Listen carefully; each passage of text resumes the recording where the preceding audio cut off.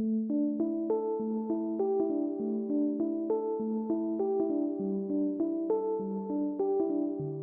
première est de réfléchir à un équipement municipal à installer sur Échenilly, hein, voir comment on peut le dimensionner, avec quels objectifs. Donc il y a un besoin éventuellement au niveau scolaire, mais il ne faut pas se fermer sur le secteur scolaire et prévoir quelque chose de modulable. Il y a un besoin en termes de petite enfance et éventuellement pour les assistantes maternelles. Donc il faut vraiment réfléchir à une structure modulable, évolutive dans le temps. Donc ça, c'est un premier chantier. Le deuxième va concerner peut-être plus l'environnement. Il y a un besoin de rénovation de nos bâtiments municipaux pour en améliorer les performances énergétiques. Et puis dans le même temps, on a besoin également de rénover un certain nombre de voiries. Donc ça, c'est pour les équipements structurants. Et puis, au-delà de ça, il va falloir qu'on réfléchisse aussi à améliorer les déplacements doux, la sécurité des piétons, des vélos, des personnes à mobilité réduite dans notre commune. Alors la police, parce que la sécurité c'est important.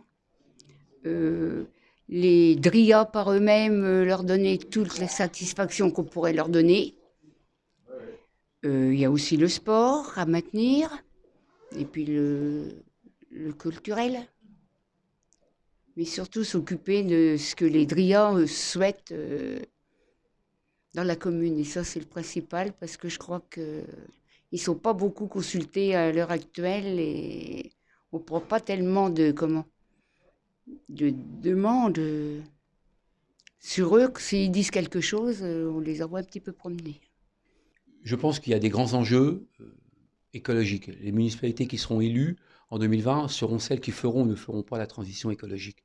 Donc une grande mesure que nous allons proposer au DRIA, c'est celle d'une coopérative municipale, voilà, qui permettra de rendre la commune autosuffisante en produits, en légumes bio, à laquelle pourra s'adosser des agriculteurs bio qui seront subventionnés par des subventions d'État, de la région, et qui pourront redonner l'identité maraîchère de Saint-André, les vergers. Il y a la rue des maraîchers à Saint-André, donc voilà.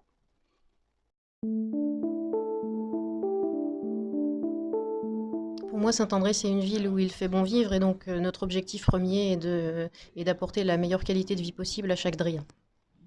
Saint-André, ça représente une jolie commune qui fait bon vivre et que je souhaite mener avec combat, on va dire. Ma relation à Saint-André, j'y suis né. Alors ma fille habite encore dans la maison où je suis né, où mes parents et mes grands-parents ont vécu. Et donc, c'est une relation avant tout charnelle. J'ai vécu toute ma vie à Saint-André. Voilà.